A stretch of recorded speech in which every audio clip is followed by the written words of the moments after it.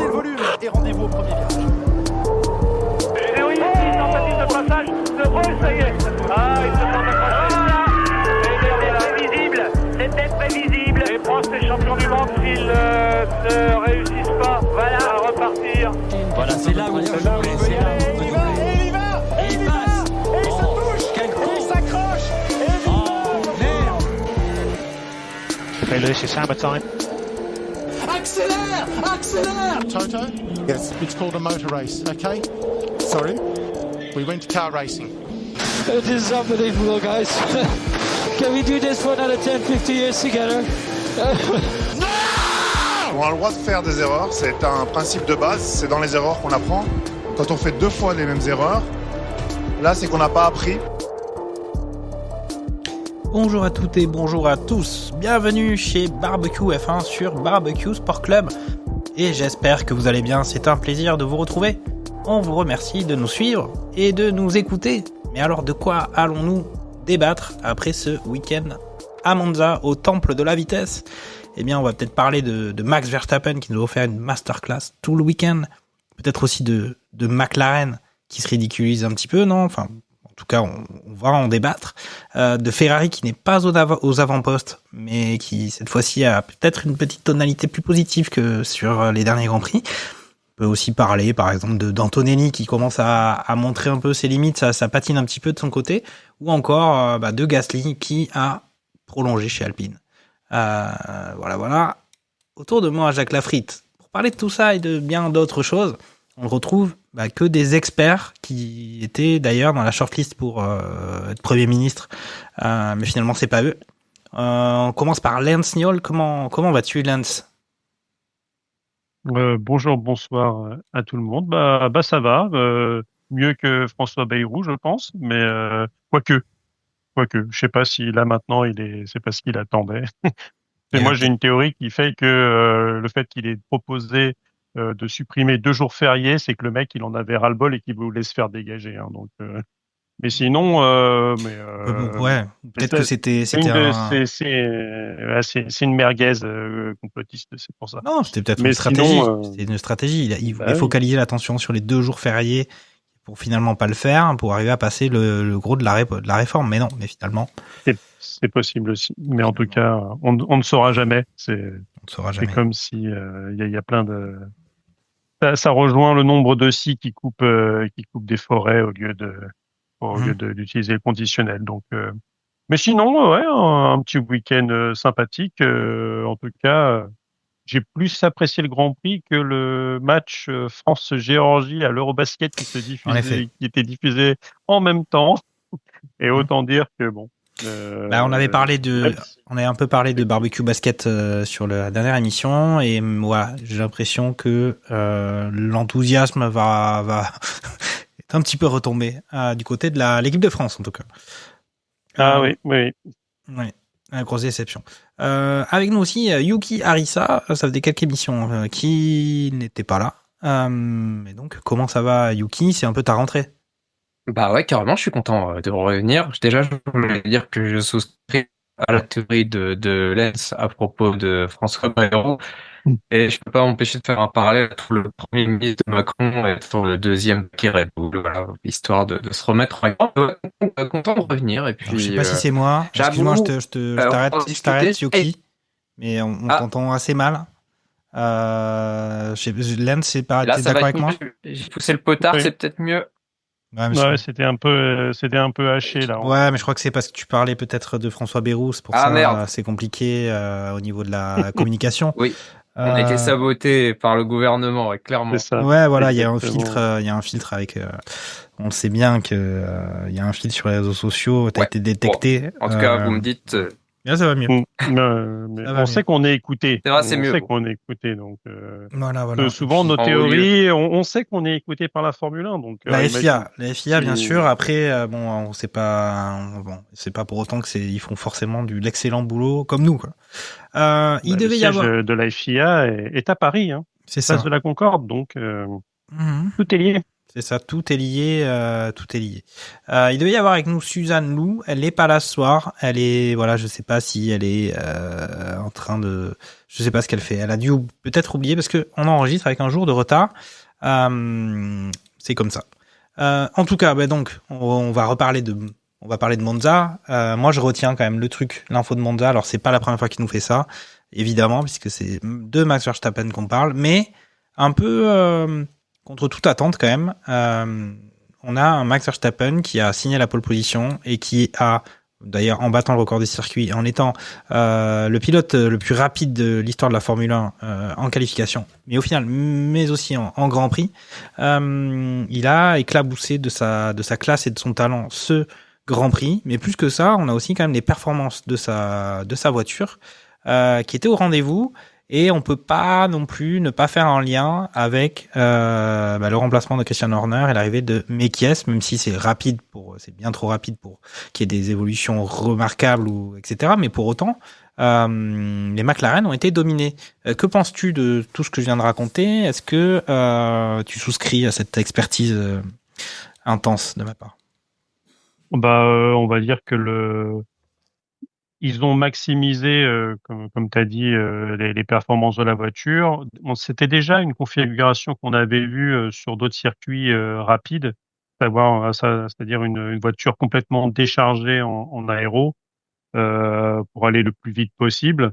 Alors après, on en revient toujours à la même chose. Est-ce que c'est circonstanciel? Probablement oui, parce que on sait déjà qu'à Bakou, malgré les très longues lignes droites avec les plus longues lignes droites de la saison. On sait que Williams, par exemple, a tendance à décharger l'aéro pour essayer de filer.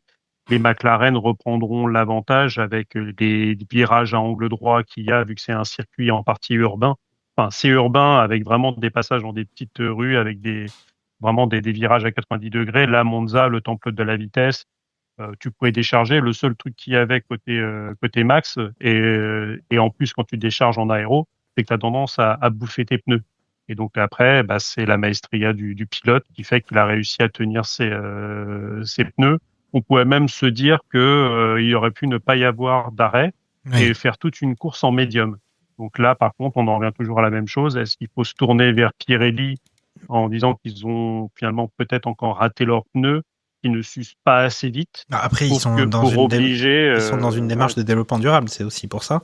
On remplace moins les pneus, il y a moins besoin.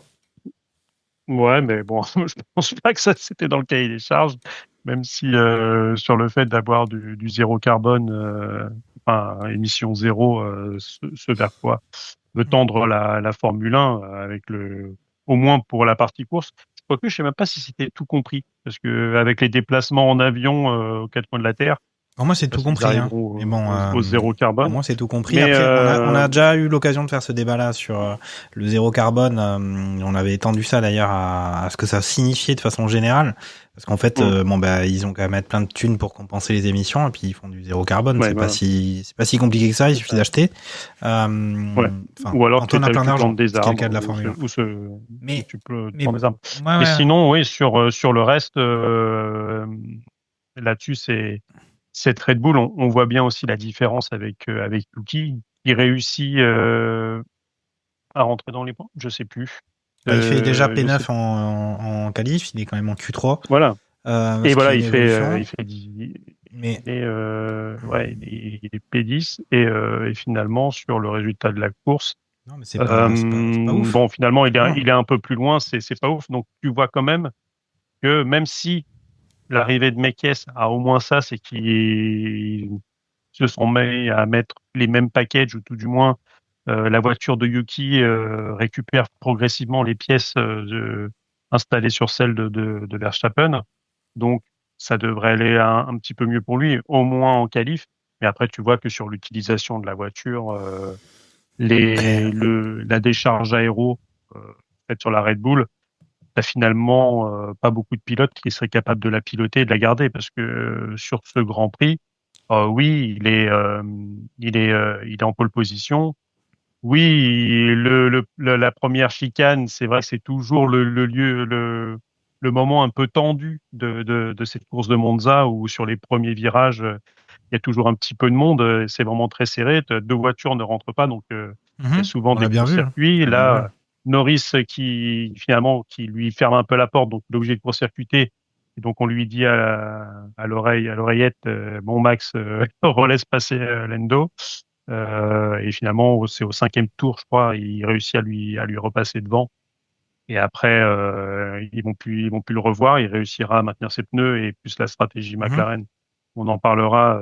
Il termine avec quasiment 20 secondes d'avance sur les McLaren. Et ça, si mardi dernier, quand on a enregistré l'émission, on n'y pensait pas. On m'aurait dit que Max gagnait ce Grand Prix avec 20 secondes d'avance sur les McLaren. J'aurais dit. Après, Jacques, qu'est-ce que tu as visé de la prune? J'ai pas l'impression qu'au niveau des pronostics, on avait trop mentionné cette configuration. Donc ouais, pour rappel, il y avait pas mal de monde qui mettait Max au moins dans les points. Moi, je crois que je l'ai même pas mis. J'avais mis les deux McLaren et Charles troisième. Donc ouais. Après, en tout cas, effectivement, on avait dit que Monza avait ce côté un peu spécifique et effectivement un adjectif que tu affectionnes, peut-être possiblement circonstanciel, mais en tout cas, voilà, grande classe de Max Verstappen. Effectivement, tu as parlé de la dégradation, très peu de dégradation. On avait Adjar qui a expliqué à la fin en interview que, au final, c'était pour lui, il y a pas de dégradation, c'était tour de qualif sur tour de qualif. J'ai pas mentionné ça en introduction, il faudra qu'on parle de lui qui a été encore très performant. Toi Yuki, tu vois comment la situation? Est-ce que c'est du total Max Verstappen ou est-ce que, parce qu'on voit que son coéquipier a pas été plus marquant que sur les Grands Prix précédents, il est toujours à la ramasse, il est je sais pas combien de points il a marqué sur les derniers derniers Grands Prix, mais je pense qu'on est c'est assez famélique. Toi, comment t'as vu ça, ce week-end Red Bull, quand même, qui est étincelant, et pour le coup, c'est un bon début pour Mekies, qui a d'ailleurs aussi reçu quelques louanges de la part de Max Verstappen après la victoire à Rambo, on le sait. Ouais, alors je vais avoir une analyse un petit peu moins technique forcément, parce que elle n'est pas forcément vos connaissances, mais en tout cas, ouais, en tant que personne qui est arrivé à la F1 depuis pas si longtemps que ça, je le répète à chaque fois, mais je pense que c'est important, ça aide aussi à comprendre mes avis. Quand je regarde ce que Max fait ce week-end, moi je vois vraiment c'est de la belle F1 quoi. J'arrive à voir, alors que je suis pas un expert, les qualités du pilotage, la maîtrise en effet de cette question de la dégradation des pneus. Ouais non, c'est super impressionnant. Il y a en effet cette petite échauffourée avec Lando au début. Enfin, c'est la morale moi que j'en tire, c'est que, et ça je pense de toute façon qui regarde ce sport le sait déjà, il faut jamais l'entendre. Il est capable de sortir une perf de l'espace. Ouais. On est en train de te perdre un petit peu encore. Le son, parce que sinon je peux. Du micro, si jamais c'est galère et j'ai pas envie que ce soit trop galère pour vous, je peux aussi lâcher l'affaire et je reviendrai avec du matos neuf la prochaine fois. Bah écoute, c'est comme tu veux, mais c'est vrai qu'on te perd un petit peu, donc au niveau, je sais pas, c'est la connexion ou ton dispositif technique, ton package. Ça peut être plein de facteurs. La prochaine fois, si mon ordi est plus coopérant, je ferai des tests. Écoutez, j'ai pas envie de pourrir le truc. Okay. Très bien. Ouais, écoute, ça marche. DNF pour moi, désolé. Bonne soirée, et puis je vous écouterai avec plaisir. Ouais. À plus, ciao. Ouais, donc Lance, est-ce que t'as pas été surpris par Verstappen qui a laissé Norris repasser devant lui après cette manœuvre justement où justement il a pas suivi la piste. Il laisse Norris suite aux consignes de son équipe passer devant lui. Déjà, est-ce que tu penses que c'était légitime ou pas? Et puis, est-ce que t'aurais fait la même chose? Je pense que si on était vraiment sur une qualif ric-rac sur un week-end où il sentait pas forcément la voiture et les réglages et aussi les impressions de Max, je pense qu'ils auraient peut-être dit attends de voir comment ça va se goupiller, parce que quand tu vois sur l'action même, Lando laisse pas forcément énormément de place. Bon, sachant quand même que déjà sur la ligne droite de lancement, dès le départ, tu as la manœuvre de Max qui se décale un peu sur le côté et qui fait que Lando fait un petit tour dans l'herbe. Et donc quand il commence à aller dans l'herbe, il se redécale sur la gauche pour ne pas le maintenir dans l'herbe. Donc tu as déjà rien que sur ce plan-là, c'était déjà un petit peu limite. Donc derrière, si en plus avec le court-circuitage, même si on le rappelle, enfin je le rappelle, que Lando fait pas tout non plus pour lui laisser la place et donc prendre l'extérieur du virage 2, ce qui est très compliqué à faire, hein, parce que ce virage, la piste est minuscule et tu peux clairement pas être à 2 F1 de fond. D'ailleurs, aucune voiture, hein, on a perdu aucune voiture. Généralement, on a toujours un petit peu de casse à cet endroit-là, et là, vraiment rien du tout. C'est plus sur la deuxième chicane où ça a pu chicaner un petit peu. Mais sinon, là, sur ce plan-là, tu dis, bon, il y avait quand même plusieurs éléments qui faisaient que, et je pense qu'ils avaient confiance dans les réglages, même en max, etc.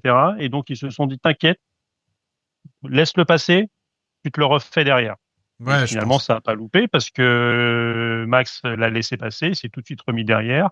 Il a profité du DRS et il est passé, il a repassé Lando Norris et derrière, il a pris progressivement du temps en prenant quasiment le meilleur tour à chaque fois. D'ailleurs, il finit avec le meilleur tour et comme tu l'as dit, il boucle le Grand Prix de Formule 1 le plus rapide de l'histoire. Ouais, plus de 250 km/h. Avec le tour de qualif le plus rapide de l'histoire. Pareil, en vitesse moyenne, je crois qu'on est à 264 km/h, un truc comme ça, sur la pole. Donc, voilà. Après, il signe un hat-trick, même si le meilleur tour n'existe plus et ne ramène plus de points. C'est encore un hat-trick pour Max, pour sa 66e victoire. Et voilà. On sait plus quoi dire. On sait plus quoi dire quand même. C'est vraiment pas mal. On avait vu, il y a son team principal qui a dit qu'il avait été parfait, ce qui au final est quand même assez vrai. Mais effectivement, il y a un truc circonstanciel sur ce Grand Prix de Monza. Mais voilà, c'était quand même très impressionnant. Mais pour rivaliser contre les papayes, il est quand même obligé de mettre, limite de pas mettre d'aileron arrière, quoi. C'est le truc qui est extrêmement plat. Et derrière, c'est vraiment, ce que je disais tout à l'heure, c'est la maestria du pilote et sa capacité, parce que justement, quand il n'y a pas d'appui aéro, la voiture à l'accélération, même dans les virages, a tendance à plus glisser. Donc tu mets plus d'efforts sur les pneus et tu les dégrades plus.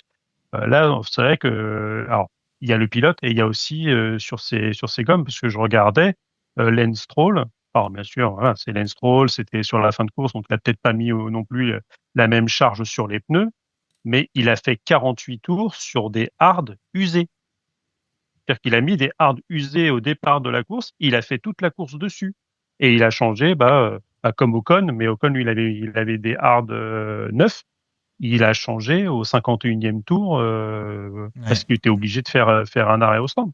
Mais sinon, voilà, tu revenais sur les Grands Prix des années 90 où tu n'étais pas obligé de t'arrêter. Mais en tout cas, très grosse performance de Max. Je pense que il a bien profité. Il va bien profiter. Et là, moi, j'ai adoré la réaction de Max en cool room quand il a vu l'action où il a compris finalement que on demandait à Piastri de laisser repasser Norris. Il a fait oh tu vois que lui il l'aurait pas fait. Non, mais il y a même bon, après là on va enchaîner sur ça. Effectivement, c'est la transition est toute trouvée. Donc effectivement, McLaren dominé sur ce Grand Prix. On avait quitté justement sur le Grand Prix précédent avec cet abandon de Norris et on avait Piastri qui avait pris de l'avance sur son coéquipier. On disait bon, McLaren sont un peu intouchables. Alors après arrive Monza, on sait que ça peut être particulier. On avait eu la victoire de Leclerc l'année dernière, donc on sait qu'il peut se passer des trucs, il peut y avoir des packages un peu spéciaux. Peut y avoir des choses comme ça. Et puis au final, il y a eu Verstappen loin devant, et puis une lutte entre coéquipiers. Et au final, il y a eu ce petit coup du sort avec une histoire d'arrêt où Norris a dit non, laissez passer faites arrêter mon coéquipier d'abord, etc. Et puis bon, crack, lui, son arrêt se passe mal et Piastri repasse devant et puis l'écurie dit à Piastri écoute, c'était pas on va dire c'était un problème technique, c'est pas sportif entre vous deux, donc laisse repasser ton coéquipier devant. Et Piastri l'a fait. Alors on avait eu la radio en direct de Verstappen puisqu'on lui a raconté que Norris était repassé Et lui, il était en train de rouler. Bon, alors, c'est les blagues qu'on faisait sur Verstappen sur les saisons précédentes où il avait la main sur la portière et la clope au bec. Là, il était en train de rigoler dans sa monoplace, en train de dire, ah ouais, ils ont fait ça, c'est quand même assez marrant. Donc, c'est quand même, bon, on est habitué à ce que McLaren joue les avant-postes. Donc, au final, ce sorte de 2 et 3, ça semble un peu presque un petit raté de leur côté, surtout pour Norris, qui a besoin quand même de marquer des gros points pour rattraper son coéquipier. Mais toi, que penses-tu de cette politique sportive de la part de l'écurie?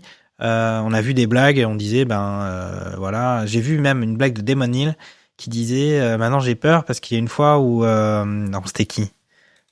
Il parlait de son coéquipier qui avait pété son moteur et il disait, des années plus tard, maintenant j'ai peur qu'on me demande de rendre la place. Parce que, voilà, est-ce que c'est logique d'avoir cette attitude par rapport à ils savent qu'ils jouent le titre, l'un et l'autre, il y a que, c'est terminé. Même le titre constructeur, il me semble que s'ils font un doublé sur le week-end prochain à Bakou, ça y est, c'est le week-end prochain à Bakou? Non, c'est encore la semaine d'après, je crois. Non, c'est dans 15 jours. C'est dans 15 jours. Donc dans 2 semaines, s'ils font doubler dans 2 semaines, ils sont champions constructeurs. Donc ils savent très bien que la lutte, c'est eux deux devant. Est-ce que ça te semble logique, ça? Et est-ce qu'ils ont fait un cahier des charges très précis pour pointer ce qui était sportif de ce qui l'était pas? Imaginons que, par exemple, je sais pas, moi, Piastri mange une bouillabaisse faisandée le dimanche matin et se retrouve pas bien pendant le Grand Prix, ce qu'ils vont demander à Norris de ralentir. Lançons la polémique. Après, je pense que Piastri, d'ailleurs, les gens se posaient la question, ils disaient justement si c'est Max Verstappen, si c'est Lewis Hamilton ou Fernando Alonso à qui on demande ça, je pense que il y a un F-word qui fuse dans la radio en disant vous osez me poser cette question-là, mais vous êtes fous. Je pense que Piastri s'achète la paix sociale. Il se dit comme ça, si jamais il arrive quelque chose un peu plus tard, il saura faire valoir ses droits, dirons-nous. Et donc je pense que c'est bien joué de sa part. Il n'a pas à faire polémique. En plus comme ça, lui de son côté, il passe pour le gentil. Et surtout, c'est d'autant plus facile quand tu as 34 points d'avance. Là, il en a plus que 31. Donc oui.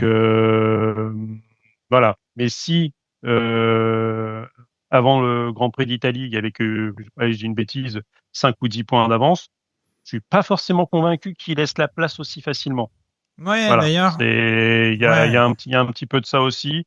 Disons que pour la suite, voilà, il s'achète la paix sociale. Il y a presque Norris qui lui doit un truc, quoi. Mais c'est vrai que à chaud, en conduisant dans sa voiture, il l'a accepté de mauvaise grâce. Et après, en interview, il était plus comme si une fois parce qu'on sait que c'est un animal à sang-froid, quand ça avait vraiment refroidi, il faisait ouais, on fait ça et tout, c'est cool, c'est comme ça qu'on a décidé. Ça est censé jouer en piste entre nous, alors que bon, à la radio, il disait c'était pas tout à fait ce sur quoi on s'était mis d'accord. Ok, mais toi, est-ce que tu trouves ça bien ou pas? Moi, je trouve ça un peu. C'est vrai que les gens, il y a pas de panache, il y a pas de spontanéité. Oui. On a l'impression qu'ils vont dire que on fait ça parce que sinon il va y avoir une bataille d'avocats après le Grand Prix. Ça va nous coûter cher en frais d'avocat. Enfin, c'est pas très spontané toutes ces histoires. Mais imagine à la fin de la saison, le titre se joue sur 3 points. C'est-à-dire que les deux se suivent et Norris est en tête. Et donc, tu as Piastri qui est juste derrière lui. Il prend 7 points et il est champion du monde. Il avait 5 points de retard et il se retrouve avec 2 points d'avance au championnat. Et donc, s'il finit la course comme ça, il est champion du monde.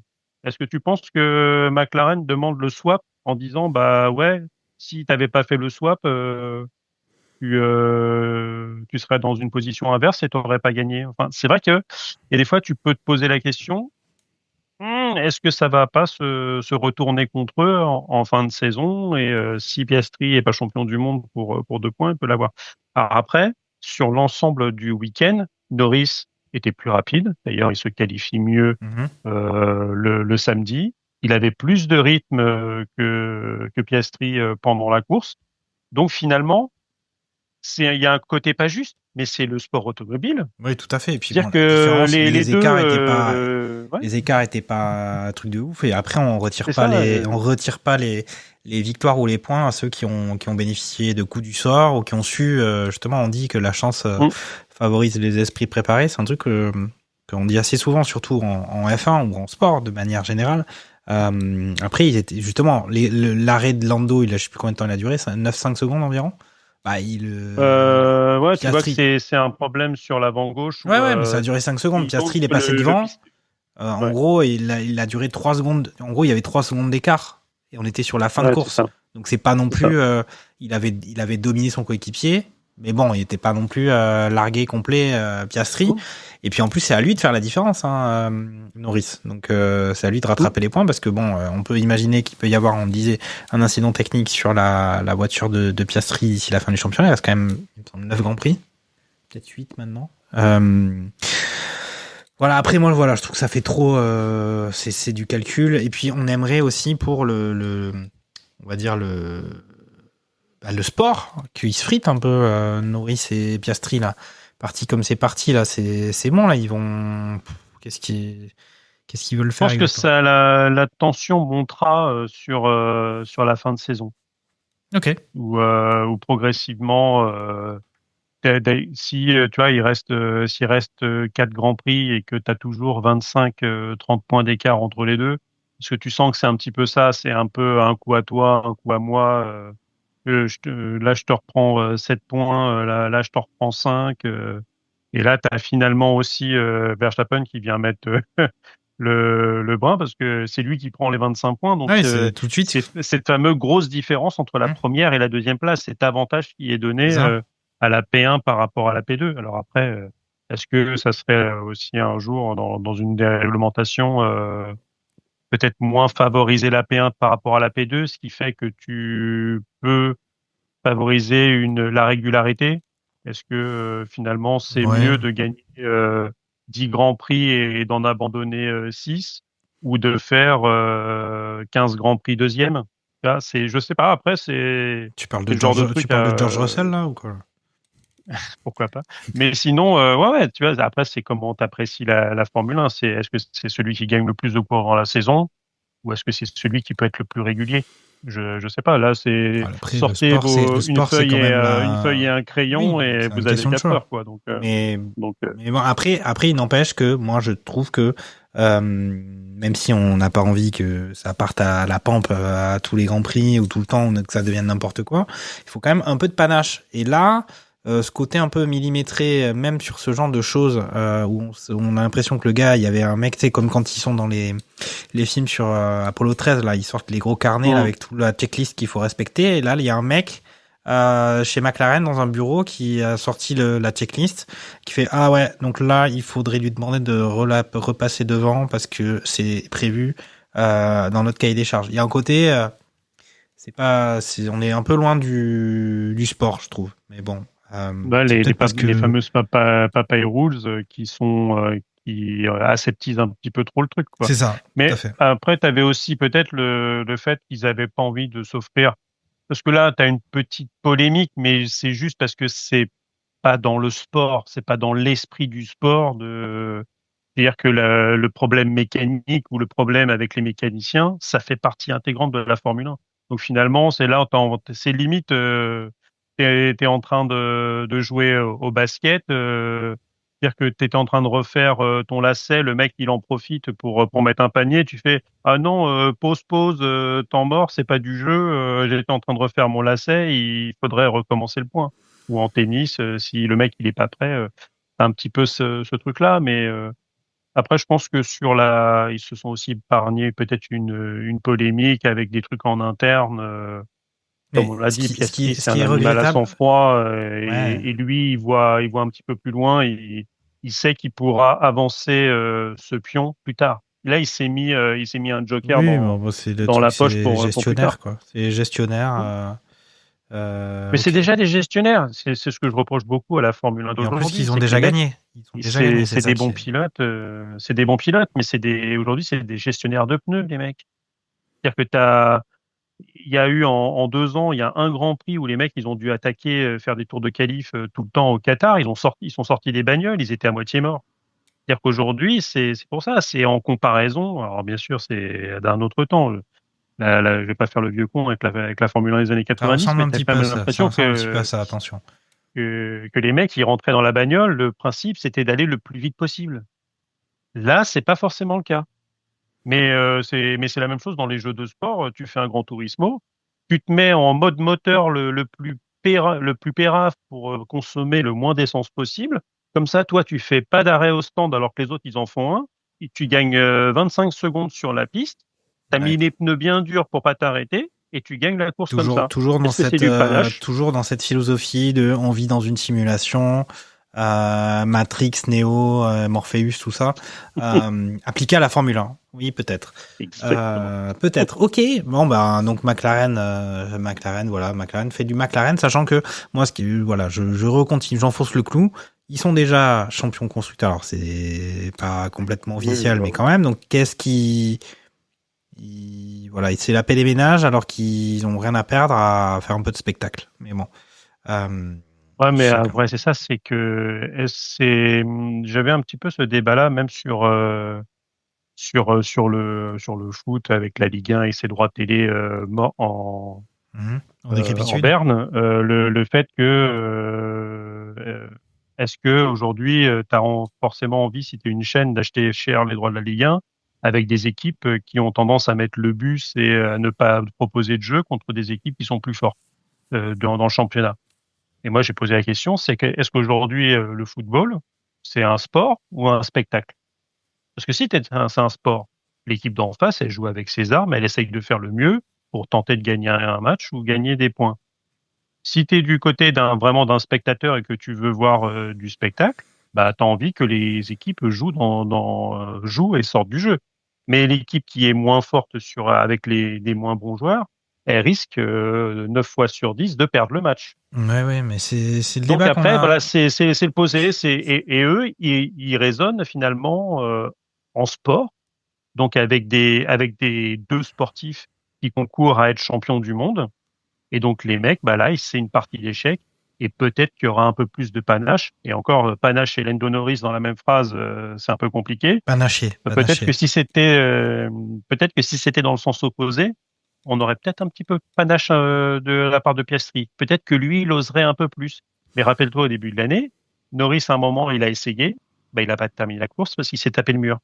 Donc peut-être qu'il a aussi ça en tête. Donc peut-être que pour l'instant, il minimise, il essaye de reprendre des petits points par-ci, par-là, et que s'il ira à 3-4 Grands Prix de la fin, bah, peut-être qu'il lâchera un peu plus ses chevaux. Comme toi, quand tu es dans n'importe quel sport, quand tu dois rattraper le premier, que tu dois absolument viser la victoire, ou même pour ne pas descendre dans la division inférieure. Le fameux tacle par derrière à la 92e minute pour éviter que... Même le tennisman qui était en défense pendant tout le match, c'est les dernières balles, si tu les perds, c'est le dernier jeu, si tu perds ces balles-là, le match est perdu, peut-être que tu prends un peu plus de risques dans ce cas-là pour les sauver.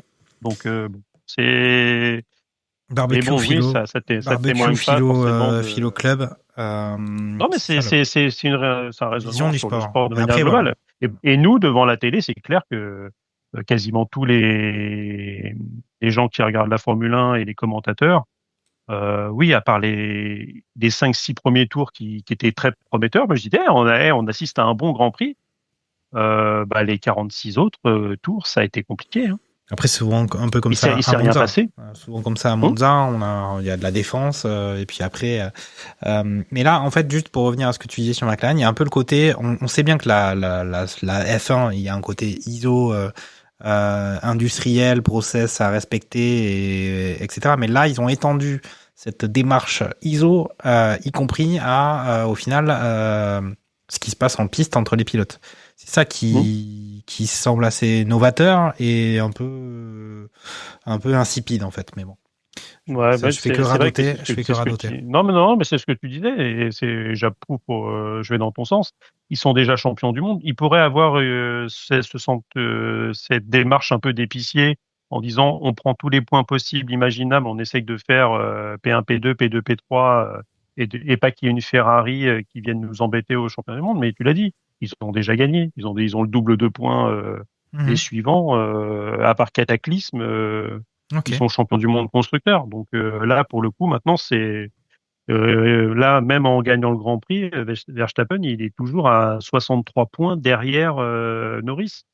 Et donc, il a quasiment 100 points de retard sur Piastri. Donc, oui, il faudrait qu'il gagne 4 Grands Prix et que Piastri il se plante pour revenir à sa hauteur. C'est mort. Même Verstappen, il l'a dit. De toute façon, oui, bien sûr, ça on le sait. Lui, maintenant, c'est que du bonus pour cette saison. En effet, et donc tu as abordé un petit peu ce sujet de Ferrari. Parlons de Ferrari. C'était leur Grand Prix. L'année dernière, ils l'avaient emporté avec notre ami Charles Leclerc. Depuis, on a un Lewis Hamilton qui est arrivé pour prendre la place de Carlos Sainz. On avait un Lewis Hamilton qui semblait un peu aux abois, désespéré, voire presque, on dirait, saoulé de sa situation chez Ferrari, qui était effectivement poussive, distancé par son coéquipier dans l'exercice des qualifications. Et puis là, ils font 4 et 6. En plus, Hamilton, avec son week-end catastrophique à Zandvoort, il se retrouve avec 5 places de pénalité sur la grille. Et là, au final, il a fait d'assez bonnes qualifications. Il partait au final 10e. Il finit 6e. Il a gagné 4 places. Il a fait le boulot, comme on dit. Il a fait le job. C'était pas mal, mais pas non plus incroyable. Et du côté de Charles Leclerc, un peu similaire. Il avait battu son coéquipier en qualification, mais c'était pour faire une P4. On se dit qu'à la fois, vu ce qu'ils ont fait sur les derniers Grands Prix, c'est mieux. Et en même temps, Ferrari, surtout chez eux, on les attendait... On a l'habitude de les voir aux avant-postes. Il me semble avoir vu une stat aussi, c'est que la place de Lewis Hamilton à Monza, c'est l'une des plus mauvaises de Ferrari depuis 2021, je crois. Depuis 2021, il me semble avoir vu ça. Ouais, c'est possible parce que Sainz était sur le podium aussi l'année dernière. Donc voilà, toi on sait que au final les tifosi ont été plutôt finalement sympathiques à l'endroit de Charles Leclerc et Lewis Hamilton. Je pense qu'ils ont envie que ça prenne, que la mayonnaise prenne, et aussi pour la saison prochaine. Ils ont pas envie il y avait eu les rumeurs au sujet de Vasseur, et Hamilton ça va pas. On va dire je les ai trouvés plutôt gentils et dans un animé de positif. Comment as-tu vécu ce week-end? Ferrari un petit peu déçu, non? Quand t'es un tifoso plutôt, tu peux être déçu sur le week-end. Après, t'as eu un Max stratosphérique, t'as les deux McLaren devant, donc limite la P4 c'était le meilleur des autres, et finalement c'est là où ils prennent la chose. Tu l'as dit, Lewis qui avec sa pénalité de 5 places partait assez loin, il revient bien. Il y a juste Georges qui s'est mis entre les deux, mais quand tu regardes l'arrivée de la P1 à la P5, c'est l'ordre de départ sur la grille.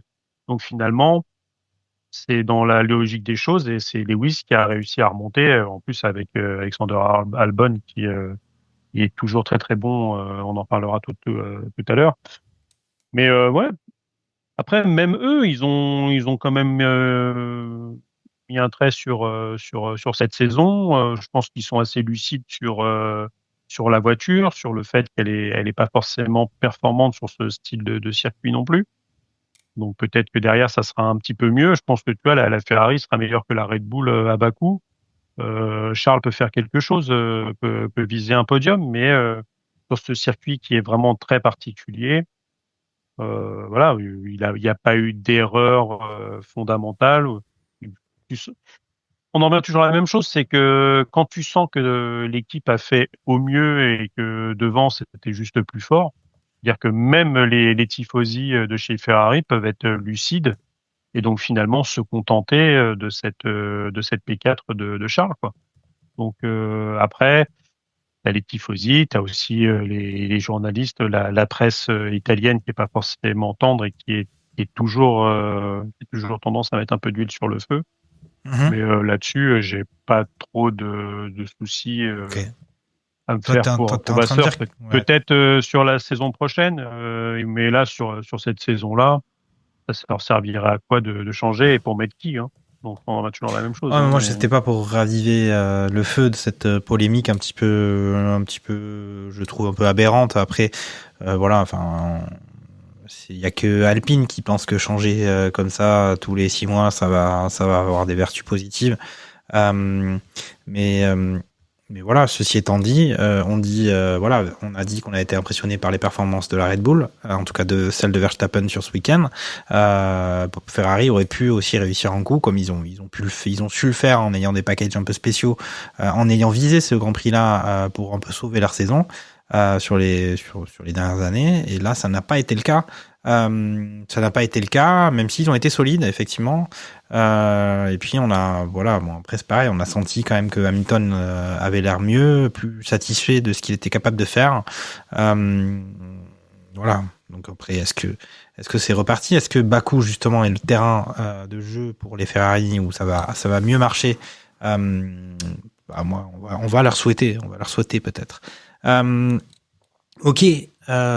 Donc Ferrari, on va dire que c'est un peu comme si on était déjà à la tête à la saison prochaine pour eux, mais on disait déjà ça la saison dernière. Donc il y a quand même ce petit truc où attention, je dirais. Attention, il va falloir muscler son jeu. Et tu vois, et ça va même un petit peu plus loin, c'est que généralement les tifosi avaient tendance à siffler Max, etc. Là, même pas. Donc il a été applaudi sur le podium, voire limite les tifosi étaient contents qu'il gagne devant McLaren qui écrase tout cette saison. Donc c'est c'est assez révélateur. Ouais.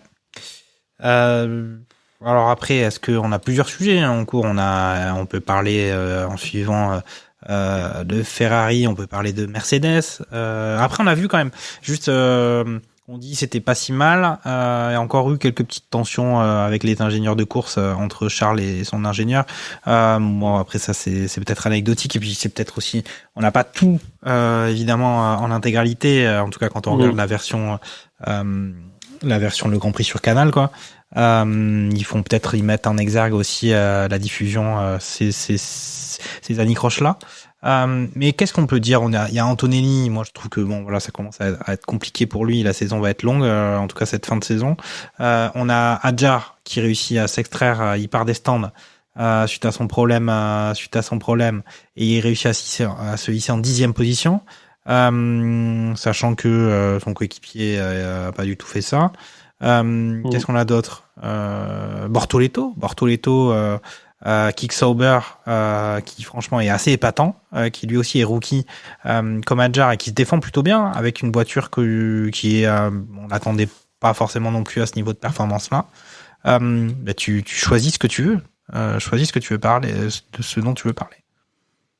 Il y a Albon aussi qui fait une très bonne course, mais ça, on est habitué quand il y a pas beaucoup d'aéro avec cette McLaren, avec cette Williams, pardon. Ça va toujours pas mal, surtout quand tu vois à contrario côté Sainz qui c'est avec Antonelli où ça s'accroche. D'ailleurs, je pense que ça peut être le tournant de la course. Heureusement, les deux repartent. Tout à fait. C'est vrai qu'il y a ce petit truc. Parce que justement, imagine l'un des deux reste planté, sa voiture est cassée. On a un safety car avec une relance de course. C'est pas forcément course gagnée pour Verstappen. Tu peux même avoir peut-être Piastri qui vient titiller Norris à la relance. D'ailleurs, on l'a pas dit, les McLaren ont pité très très tard avec cette réglementation. C'est aussi pour ça d'ailleurs qu'ils prennent un tel écart avec Max, parce que Max pite au tour 37 et les McLaren, c'est tour 45 pour Piastri et 46 pour Norris, parce qu'ils attendaient une safety car pour pouvoir avoir un changement de pneu gratuit. Ou tout du moins de perdre un minimum de temps. Lance Stroll a fait pareil aussi, ça n'a pas fonctionné. Voilà, Ocon il a fait pareil. Ils sont quand même quelques-uns. Gasly aussi qui pite au 49 comme Stroll. Donc t'avais même Antonelli, tu vois, il a retardé jusqu'au 41e tour. Donc finalement t'avais un peu ça en tête et c'est jamais venu. Et donc finalement c'est pour ça que les places sont restées. Donc, ouais, c'est... Après, l'accident, c'était Sainz-Berman, hein, il me semble. Berman, pardon. Ouais, donc... Ouais, là-dessus, c'est pareil. Ils distribuent des pénalités. Ouais, je pense que c'est plus compliqué que ça. Je sais pas s'il y a vraiment besoin de mettre une pénalité parce que Berman est déjà bien, enfin tout du moins, Berman est déjà bien engagé. T'as Sainz qui referme la porte. Ouais. Je sais pas si c'est aussi clair et limpide que ça, mais bon, maintenant on est habitué hein, sur les décisions des commissaires. Bon, après, là, après, s'il est Ouais, moi, j'étais pas choqué par la décision qui a pas été choqué prise. non plus, mais voilà, À un moment donné, là, s'il y avait rien eu non plus, j'aurais pas été choqué non plus. C'est Yes. bon. Ok. Après, Antonelli, lui, c'était plus l'incident avec Albon, où il a forcé Albon à sortir de la piste, il a tassé. Il était déjà sur une course un peu moyennasse, il a eu un problème au départ. Il s'était qualifié pas trop mal en 5e position. 5e, ouais, non, 6e, je pense. Enfin, un truc comme ça. Ouais, 6e position. Et il était juste derrière Russell. Et au final, il finit 9e. Il s'était qualifié P7, mais voilà. P6 P6, sur la grille voilà, parce que avec Hamilton qui est décalé. Moi, je trouve que Antonelli revient parce qu'il était vraiment au milieu de nulle part et il s'était pris le rookie wall, on l'avait dit la dernière fois, vraiment de plein fouet. Là, ça revient, ça fait des Q3, ça marque des points, c'est pas si loin de Georges non plus. Voilà, ça reste un rookie, ça a 17 ans. Oui, il a dépensé, il y a des millions qui ont été mis sur lui pour qu'il fasse des tours de simulateur, mais la vraie course ne remplace pas le simulateur, hein, sinon j'aurais plein de dollars sur mon compte en banque, hein, au lieu d'avoir des vieux crédits Gran Turismo. Mais sinon, c'est voilà, il progresse encore gentiment, il revient. T'as l'impression qu'il s'est peut-être dégagé un petit peu de pression aussi. Il a peut-être dû faire un petit travail aussi sur lui.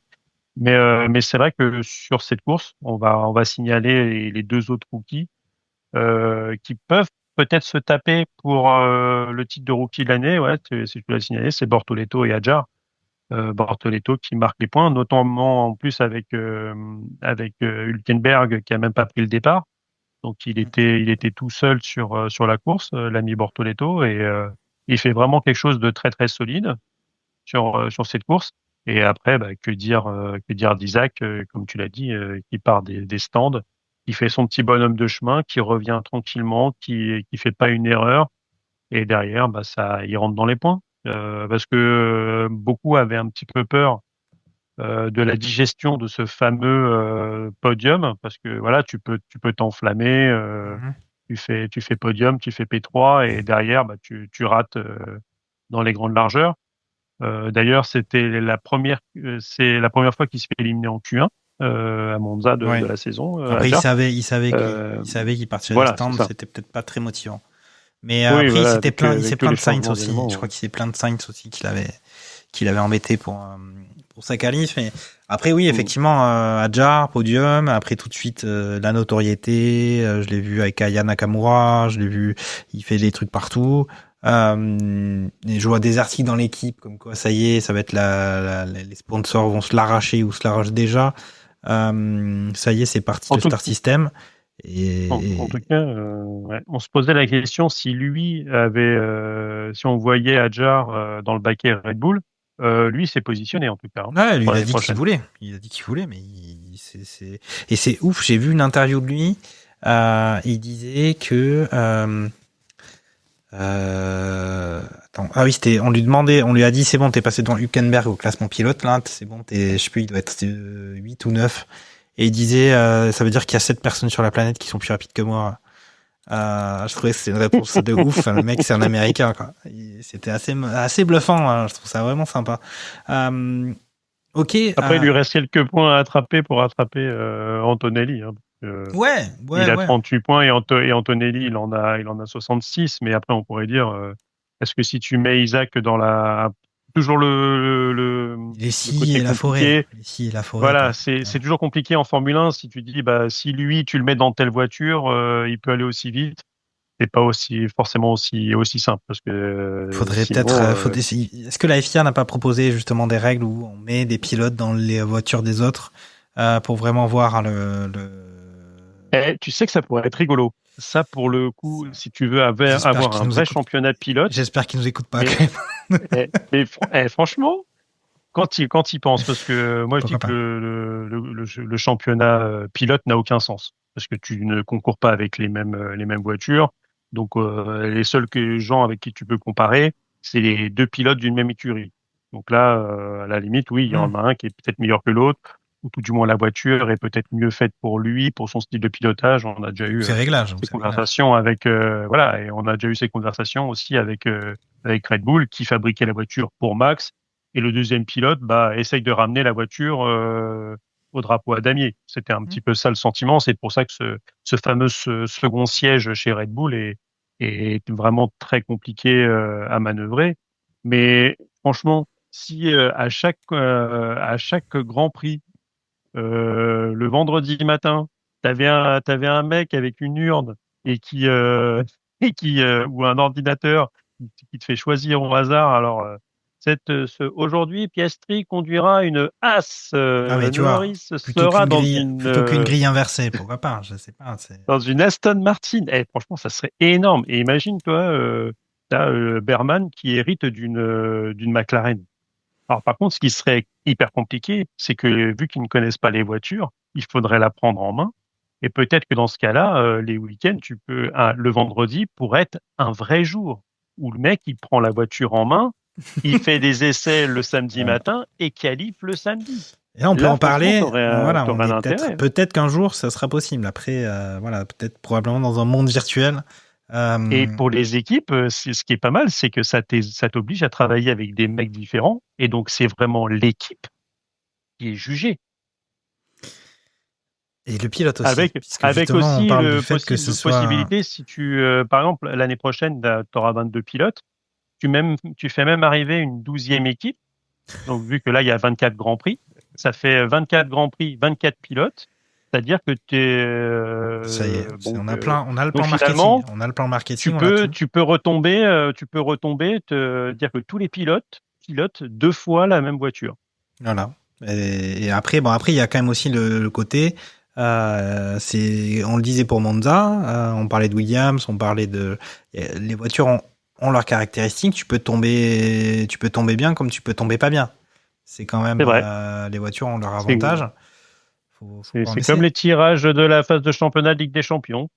Tu peux prendre Bodø/Glimt en septembre, le cercle polaire, ça va encore. Tu les prends en décembre ou en janvier. J'ai entendu dire que ça se négocie en fait, même sur les dates et tout ça là, des matchs, comme quoi les tirages, ils étaient un peu négociés. Je sais pas, c'est peut-être des rumeurs, mais peut-être sur l'élaboration des calendriers, peut-être. Ouais. Mais par exemple, et vu que tu as 3 clubs français et qu'il y a 2 jours, il y a forcément 2 clubs français qui jouent le même jour.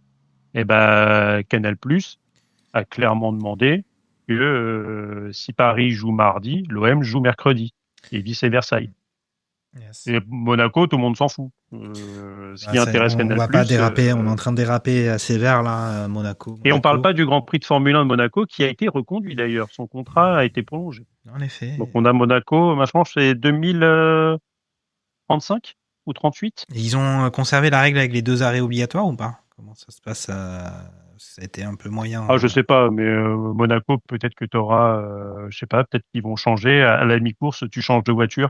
Tu prends la voiture d'un autre mec et tout. On n'a pas tout cela est fait sans produit dopant. Ce barbecue F1 est fait sans produit dopant. Je vous le dis pour ceux qui nous écoutent.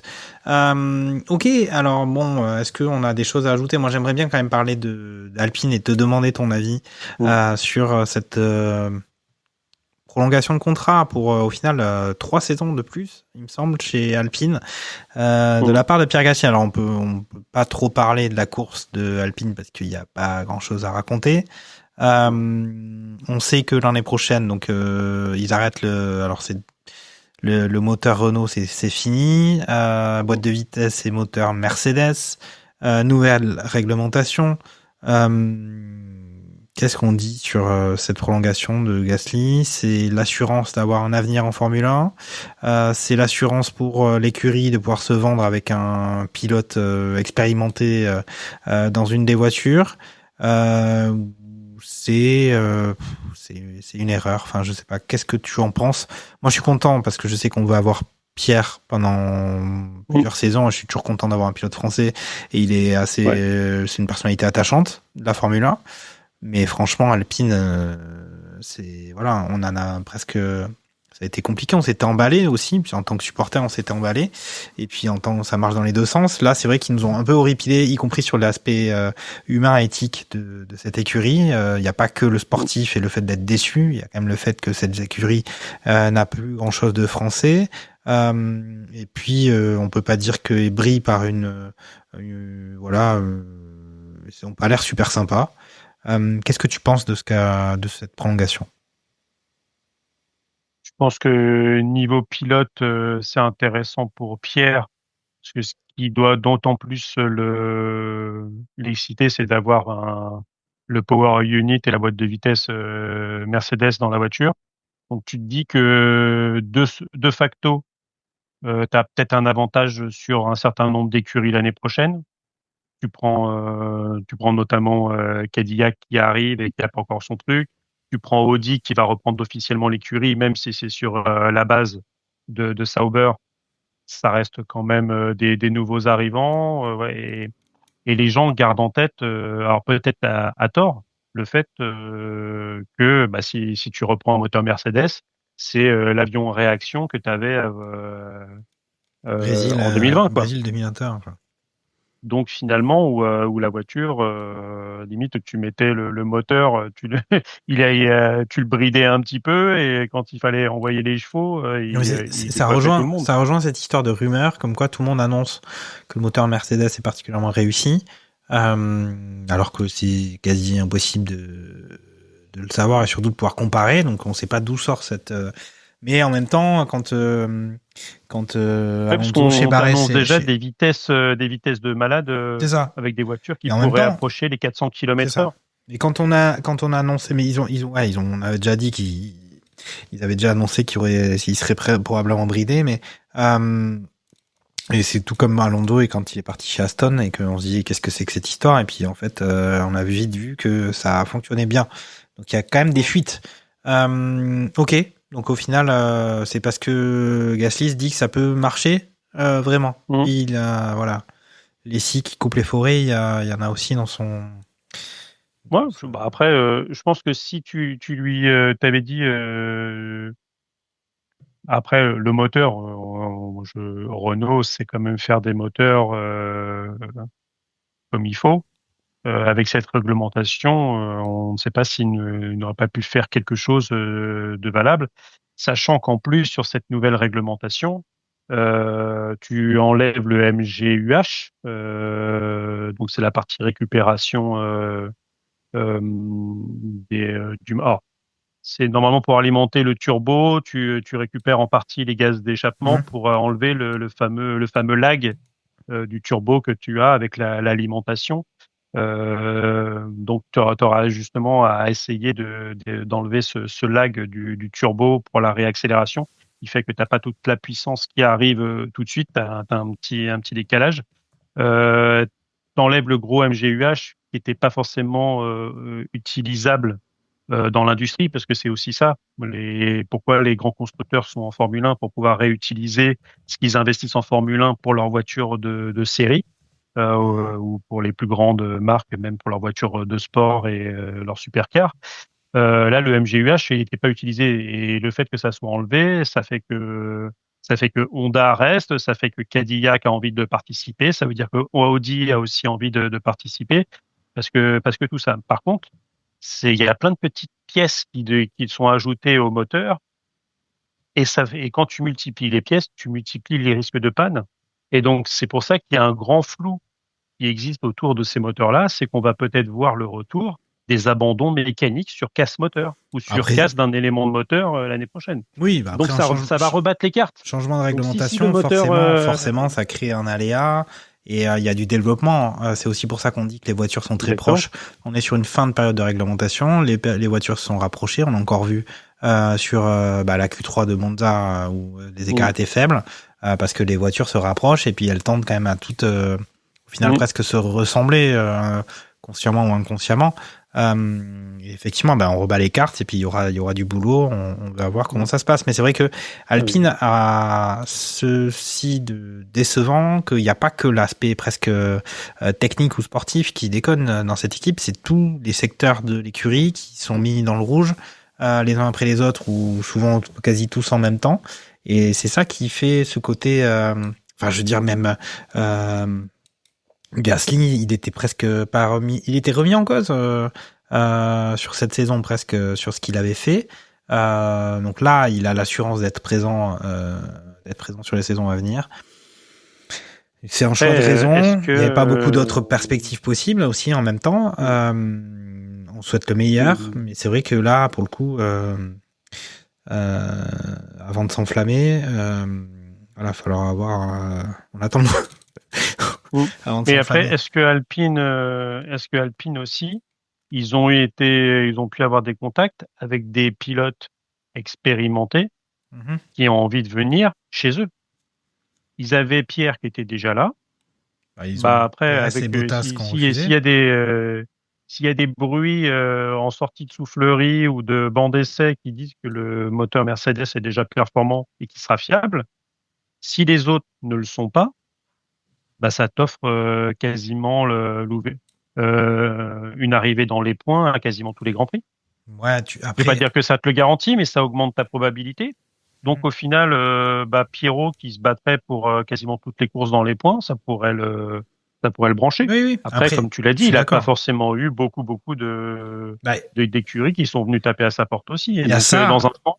Ouais, mais il y a ça. Il y a aussi peut-être qu'il n'y a pas eu beaucoup de gens qui ont été chauds pour rejoindre Alpine, puisqu'on sait déjà que Pérez et Bottas ont refusé. Ce qui, en même temps, permet de se dire que si le moteur Mercedes était annoncé si exceptionnel que ça, ils auraient peut-être signé tout de suite avec cette perspective chez Alpine. Ce qui n'a pas été le cas. On en a parlé sur l'émission précédente. Ok. Est-ce que tu veux ajouter quelque chose de plus sur Monza ou est-ce qu'on va tout de suite enchaîner sur ce qu'on imagine voir comme résultat à Bakou? À Bakou, l'un des circuits où j'ai envie de faire le plus de jeux de mots à 2 balles, à Bakou. On les a peut-être déjà tous fait, c'est ça qui peut-être. C'est ça, c'est qu'on tourne en rond. Alors on tourne en rond, c'est de la Formule 1, donc il y a une forme de logique. Voilà. Mais il n'empêche que Bakou, c'est compliqué parce que quand on fait les émissions, après on les met en ligne, il faut trouver le titre et tout ça. Et il y a des moments où on se dit ça, c'est vraiment un jeu de mots de ouf. Bakou, quand c'est pas ouf, le Grand Prix, on se dit c'est le Grand Prix Bakou. Puis on se dit mais on l'a peut-être déjà fait, et puis peut-être que c'est pas si ouf que ça non plus. En tout cas, Bakou, donc on est quand même sur le combienième de Grand Prix de cette saison-là? On est déjà sur le 18e Grand Prix de la saison. Donc c'est dans 10 jours. Bakou, l'année dernière, c'était Piastri qui les avait emportés devant Leclerc et Russell. Moi, j'aime bien ce Grand Prix. Franchement, j'ai vécu des moments assez passionnants devant les derniers Grands Prix. Là, je me rappelle aussi le fameux Grand Prix avec la citation que j'utilise assez fréquemment. Et tout le monde la saisit pas. Le truc, c'est avec Hamilton qui fait This is not a sprint, this is a marathon. Et puis qui fait n'importe quoi et qui sort au premier virage sur un restart. Ça m'avait fait vraiment. J'ai trouvé ça que c'était de l'opéra. Qu'est-ce qu'on va voir cette saison à Bakou 2025 selon toi? Toi, t'as déjà annoncé que Ferrari, il serait peut-être là. Je sais pas. Ouais, je pense ils sont là. Je pense que le type, je disais tout à l'heure, c'est un circuit qui va au McLaren, donc oui, t'as les grosses lignes droites. Elles peuvent garder de l'appui aérodynamique, alors que les autres sont obligés de mettre des planches en bois ou des lames de rasoir pour gagner en aéro, et alors que eux peuvent se permettre d'avoir de l'appui. Finalement, ce qui était le cas de la Red Bull les années d'avant, et c'est aussi pour ça qu'elle était aussi performante, ils ont un petit peu le même, c'est un peu sur la même vibe. Donc finalement, pour eux, ça devrait assez bien se passer, même si Bakou, il se passe toujours des choses. C'est-à-dire, comme tu l'as dit, c'est ce fameux restart où les pneus sont froids et t'as un tout droit d'Hamilton où les pneus sont usés et t'as des pneus qui éclatent dans les lignes droites. Tout à fait. Ouais. T'as des enchaînements de petits virages dans la vieille ville, enfin vraiment dans le centre-ville où tu te rates et tu finis dans un mur. L'année dernière, il y a aussi les roues Perez, qui touchent toujours les murs. C'était Perez-Sainz l'année dernière, il me voilà. semble. Donc finalement, il se passe toujours quelque chose. Tu as quasiment tout le temps une safety car, même s'il y a toujours une safety car, ou s'il n'y en a pas toujours eu, tu vas être sur du 80 ou 90% de safety car. Donc non, c'est un circuit qui est hyper intéressant, c'est pas Las Vegas où c'est quasiment un rectangle. Le truc, t'as des deux grandes lignes droites, mais derrière, t'as vraiment beaucoup de styles de virage qui font que les virages, enfin, les réglages plutôt, peuvent pas être du noir ou blanc. T'as forcément une nuance de gris à apporter. Donc non, c'est vraiment l'un des grands prix intéressants. De la saison. Je disais, moi, sur mon prono, il y a les papayes. Je pense que Piastri reprendra reprendra le lead sur le truc. Et derrière, je vois bien une Ferrari. J'aurais du panache, je mettrais Hamilton, qui pourrait signer son premier podium chez Ferrari. Mais tiens, ouais, je vais avoir du podium. Je mets Hamilton qui prend la P3. Allez. Pour une fois. Après, c'est surprenant parce qu'on sait que tu fais partie des haters de Lewis. Non, je plaisante. Je sais que c'est pas le cas. Je sais que tu avais envie quand même que son règne s'arrête en 2021 et que Verstappen l'emporte. Je pense que c'était ça. Mais c'est vrai que. Non, mais surtout, mais là, je suis. Mais comme tout le monde, même ceux, vraiment, t'as des haters de Lewis Hamilton, mais je pense pas qu'ils soient extrêmement nombreux. Mais t'as envie que ça se passe quand même bien. T'as envie que ça marche du côté de Ferrari. Enfin, moi, j'ai envie que ça fonctionne. Alors, je te dis pas qu'il soit forcément champion du monde, mais qu'il gagne un Grand Prix et surtout qu'il botte les miches de Charles Leclerc pour le secouer un petit peu. Non, parce que c'est vrai que tu fais partie c'est vrai que tu fais partie des haters de Charles Leclerc. Non, mais disons que je suis pas un haters, mais pour moi, c'est un robinet d'eau froide. Enfin, enfin, un robinet d'eau tiède plutôt. Mais l'eau froide, c'est déjà trop tranché. Donc, c'est le souci. C'est Lando Norris, c'est Charles Leclerc, c'est des gentleman drivers. Moi, j'ai juste envie de les secouer et à dire, allez, t'es sévère. Soit Max, soit Piastri, soit. Alors, sur Monza, limite Isaac Adjar. Sur Monza, il s'est fait passer par Piastri sur un beau dépassement, mais sur Zandvoort, il y avait quand même eu son dépassement sur Russell qui était quand même assez costaud. C'est bien ça. Il y a des fulgurances. Et en fait, c'est ça, et c'est ce qui a manqué aussi l'année où il peut titiller un petit peu plus Max Verstappen. C'est qu'il manque à un moment, c'est comme Lando Norris l'année dernière, il manque ce surplus qui fait que t'es deuxième au championnat ou t'es champion du monde. Et c'est ce qui lui manquera encore cette saison. L'année dernière, il a manqué le coche avec la voiture qu'il a par rapport à la Red Bull. Il doit être champion. Norris. Là, cette saison, il va peut-être lui manquer la même chose. Non, mais là, cette saison, c'est pas le panache. Là, on peut, enfin, après, bon, ça y est, c'est la fin d'émission. On est au bout de la route. C'est juste que l'autre est peut-être juste meilleur à un moment donné. Il y a de ça aussi, mais t'as pas forcément l'impression qu'il veut être un peu un bad boy et aller dépasser un peu les limites. Et parfois, cette prise de risque fait que tu peux passer devant. Après, il a quand même les cartes en main. Après, il a eu le coup dur de la casse moteur qui fait que c'est compliqué. On peut dire qu'il est pas forcément verni. Mais voilà, c'est pareil. Il faut jouer avec ces éléments-là pour s'en sortir. Il a les cartes en main. Il peut y arriver. Mais je partage avec toi ton avis sur Hamilton chez Ferrari. Au-delà de la hype auquel on s'est aussi laissé aller ou à laquelle on a adhéré sur ce début de saison, parce qu'on a envie qu'il y ait plus de concurrence devant, que ça soit pas que McLaren et puis de temps en temps Verstappen qui nous sort une performance exceptionnelle. On a envie que aux avant-postes on ait la Mercedes il semble un peu moyen, mais il y a peut-être aussi un problème RH chez eux. Puisque Russell il a toujours pas re-signé. Après Russell, il a peut-être aussi ce sentiment-là, vu que s'il n'y a pas de fumée sans feu, si dans les médias ça te parlait de potentiellement Verstappen chez Mercedes, c'est qu'il devait exister quelque chose, c'est ça a parlementé, donc tu sens que le mec, ça, c'est sûr. Et c'est pas Antonelli, il viendrait pas prendre la place d'Antonelli, Antonelli, c'est le entraîneur de football, et lui, il y a personne qui veut lui prendre sa place quand tu es en Formule 1. Mais Antonelli, ouais, lui, ils ont investi dessus, c'est le petit jeune qui monte. Si tu viens remplacer un mec chez Mercedes, c'est George Russell, quoi. Donc, ouais, tu peux sentir que est-ce qu'ils veulent vraiment encore 2 mois, ou dès qu'il y a une meilleure opportunité, ils me dégageront comme un malpropre pour mettre un Verstappen ou un équivalent meilleur. Un Hadjar qui se révèle comme un Piastri a pu se révéler. Oui, mais après les places sont chères aussi. Hein. Russell, il va faire quoi là, il veut quoi, un swap Hamilton-Russell, Ferrari-Mercedes, c'est ça Bon, enfin. Voilà. En tout cas, donc tu as annoncé un podium Piastri, Norris, Hamilton. Sur le Grand Prix précédent à Monza, tu avais annoncé Piastri, Leclerc, Norris.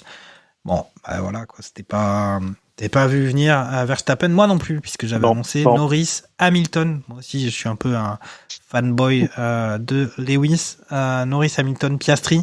Là, cette fois-ci, je vais annoncer tranquillement du Piastri, Charles Leclerc, Lando Norris. Voilà. Voilà mon podium. Ok. Bon. Est-ce qu'on a quelque chose à ajouter Moi, clairement, je vois les pronostics de ceux qui étaient présents à l'émission dernière et il n'y avait pas de Verstappen. Il y avait un podium de Verstappen côté Takuma. Ouais, c'est ça. Mais c'est tout.